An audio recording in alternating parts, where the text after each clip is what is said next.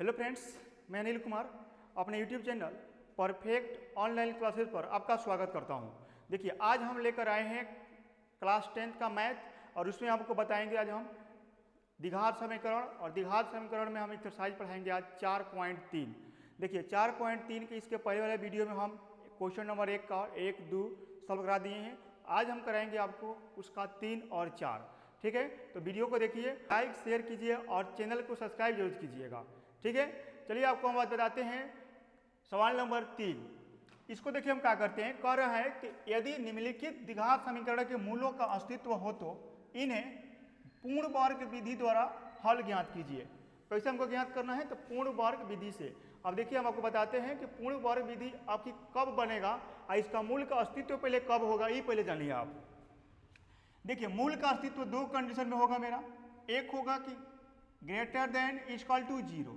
इसका कहने का मतलब है कि d के मान अगर 0 से बड़ा आ गया तब वो मेरा कहाँ हो जाएगा, मूल का अस्तित्व होगा। और d के मान 0 के बराबर आ गया तभी हम कहेंगे कि मूल का अस्तित्व है। कब नहीं होगा तो ये लिखेंगे हम कि d लेस देन 0।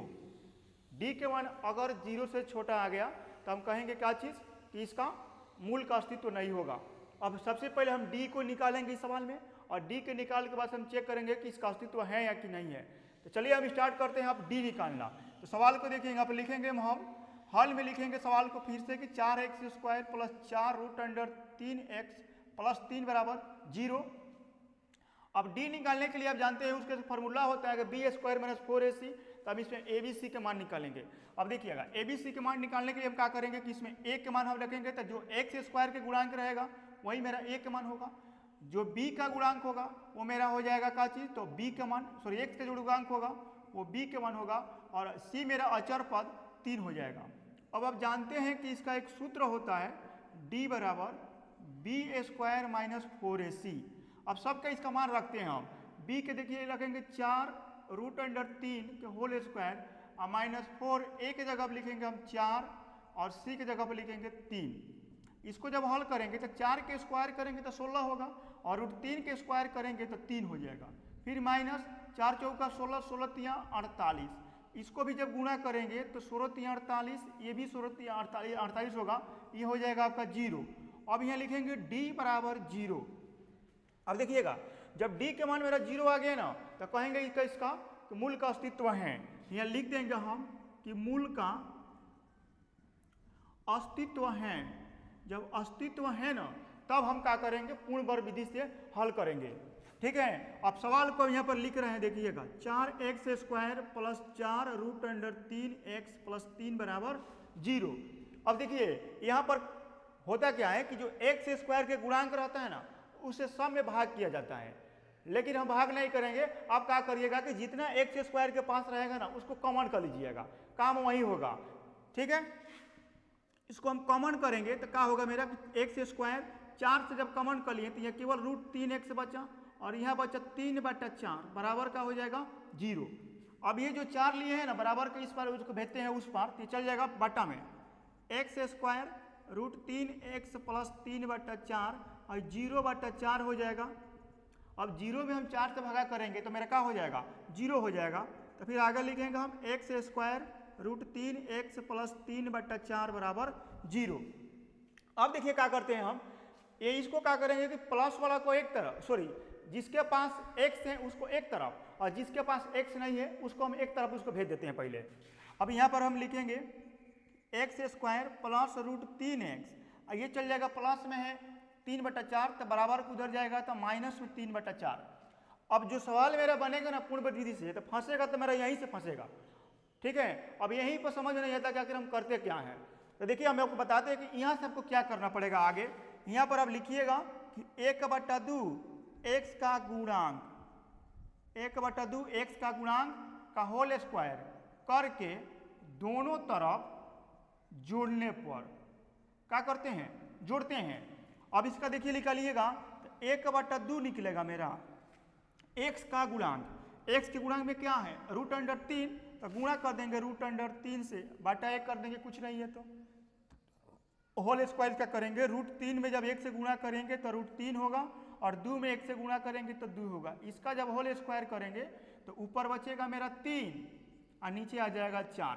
अब हम क्या करेंगे कि 3/4 दोनों साइड जोड़ देंगे। अब ये वाला जो सवाल है ना, इसको उठा के हमारे यहाँ लिख रहे हैं, इसको हम मिटा देते हैं। यहाँ से आप सवाल लिखना स्टार्ट करते हैं। देखिएगा x² प्लस √3x अब बराबर में हमको दिया है -3/4। अब हम कहे हैं कि जो 3/4 मेरा आया ना, इस दोनों साइड को हम जोड़ देते हैं। जब दोनों साइड जोड़ेंगे तो देखिए मेरा क्या हो जाएगा, तो x² √3x प्लस 3/4 इधर होगा -3/4 अब प्लस में फिर हो जाएगा 3/4। अब देखिएगा ये जो मेरा है ना, ये a प्लस b के होल स्क्वायर पर इसको हम बैठाएंगे, इसको टूट जाएगा। ये देखिए कैसे टूटेगा। तो सबसे पहले हम इसको तोड़ते हैं, तो x के जब होल स्क्वायर करेंगे तो x² हो जाएगा। उसके बाद इसको हम b को तोड़ते हैं, तो देखिएगा √3/2 करेंगे, √3 जब 2 करेंगे तो ये फिर आ जाएगा मेरा कितना, देखिए √3 के जब स्क्वायर करेंगे तो 3 होगा, 2 के स्क्वायर करेंगे तो 4 होगा। यानी कि a के जगह पर मेरा x हो जाएगा और b के जगह पर √3/2।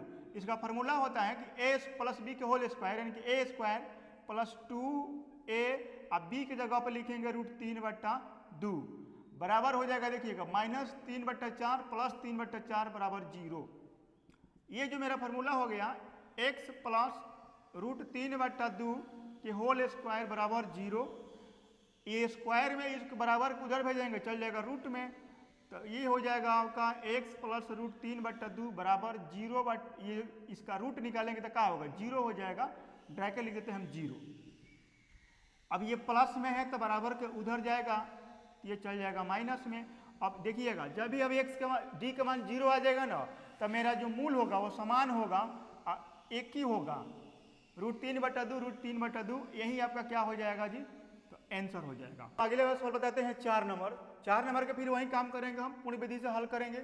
इसको भी हल करने से पहले हम क्या करेंगे, पहले चेक करेंगे इस अस्तित्व कि अस्तित्व में इसका है कि नहीं है मूल। अस्तित्व में है चेक करने के लिए हम इसका d के मान निकालते हैं, और d के मान निकालने के लिए देखिए हमको इसको हल करेंगे। सवाल को फिर से लिख देंगे 2x² x प्लस 4 बराबर 0।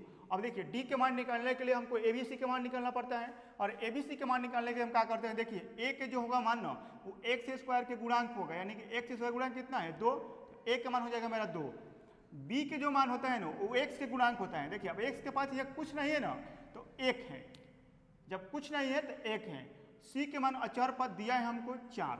अब यहाँ लिख देंगे हम सूत्र से, d बराबर होता है b² - 4ac।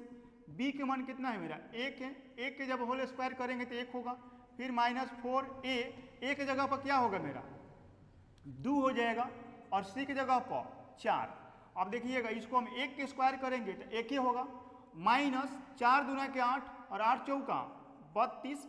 जब 1 में से हम घटाएंगे 32 को तो माइनस आएगा 31। अब देखिएगा जब d के मान आ गया -31, तो ये d से बड़ा है कि छोटा है, तो कहेंगे कि 0 से, तो d लेस देन 0।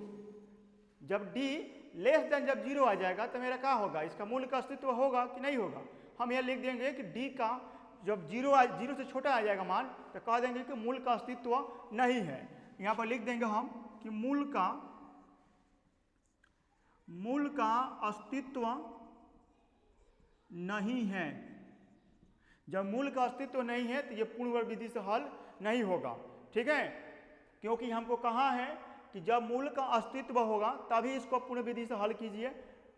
अब मूल का अस्तित्व होगा कब, तो आपको फिर से देखिए बता देते हैं कि d के मान ग्रेटर देन इक्वल टू 0 होगा, तब यहाँ पर हम लिखेंगे कि मूल का अस्तित्व है, ठीक। अब फिर d के मान लेस देन 0 होगा, तो यहाँ पर हम लिखेंगे कि मूल का अस्तित्व नहीं है।